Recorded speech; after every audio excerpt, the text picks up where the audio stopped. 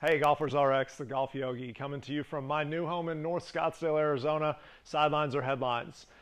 Working out of here now, seeing clients here now. So if any of you are in the area or if you come to visit, probably not in the middle of the summer, but whenever you come, stop in, give me a call, schedule a workout. We have a lot of fun at this place. We hear a lot in the game of golf about footwork, and you hear through the years who had great footwork. Nicklaus had great footwork, a player had great footwork, and Tiger had great footwork. These days, Jordan Spieth, Dustin Johnson have great footwork. It's one of those things that's a little bit difficult to work on if you don't really know what you're doing. So one of the things that we talk about, and if you've been following along with these videos for a while, is we all have what are called triangular points of balance in our feet. Right behind the big toe, right behind the little toe, the dead center of our heel. So that's one way to start to think about this. When we're just standing, when we're just walking, we're not putting much into those toes. But getting lighter on your feet is also a great way to work on our footwork. Any of you that were athletes when you were young or still are athletes know that there's a difference when you've been playing basketball for 3 months in a row and then you take 3 months off. How your feet feel. Are they nice and quick and light and getting off the floor? Or do you feel a little sluggish and your feet feel like they're almost a little slow? I feel the same thing when I get back into triathlon season, after the winter and I get back to running. My turnover just isn't what it normally is. My feet feel heavy and slow. So I've got some of my favorites that I work with a lot with my clients to work on that footwork, getting a little bit faster. So before we start these, it's going to look like we're up here on our toes. And yeah, we're going to put a little weight into our toes with these. But again, we're not all the way dumping into them. We're still trying to stay on the balls of the feet.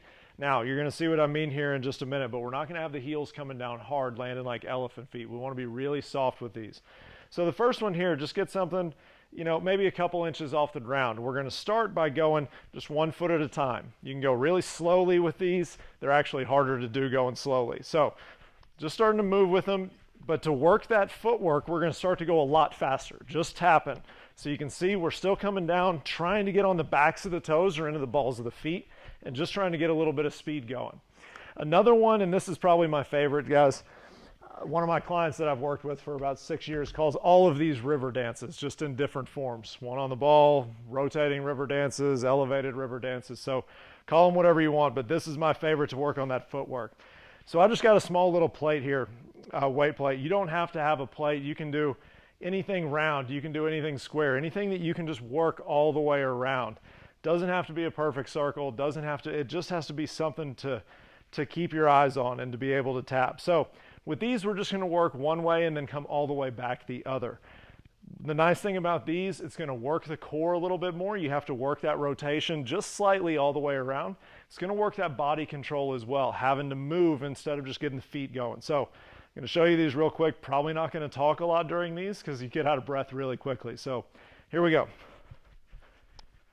So just easy taps, trying to work it all the way around. Once you make that 360, just turn it around, head back the other way. So the more you do these, the more fluid you'll start to get with them. And again, trying to be really light on our toes as we're going around with these, not slamming the foot into anything. You can tell I'm doing these barefoot. You're not going to be sore in the feet if you're doing these properly, coming down nice and easy. And then the last one here, guys, I told you that breath gets, you run out of breath, get a little warm doing these. The heart rate's going to go up really quickly, guys. The more you're bouncing around on your toes, it's hard. It doesn't matter what kind of shape you're in. So if you do these for a minute and it's fine. Just add them in a little bit more. That's just kind of showing us where we need to do work. You can see just doing 1 or 2 rotations, I'm sweating a little bit, getting a little out of breath. So this last one, guys, you can do this on a stair that might be a little bit high. A curb is absolutely perfect if you've got one outside of your house or outside of a gym where you work out at. These are going to be a little slower because we are going a little higher. It's a little bit more movement. It's a little bit more distance to cover here. But same premise here, guys. Just nice and easy. Toe taps, you're going to get a little higher in the jump off of that back foot.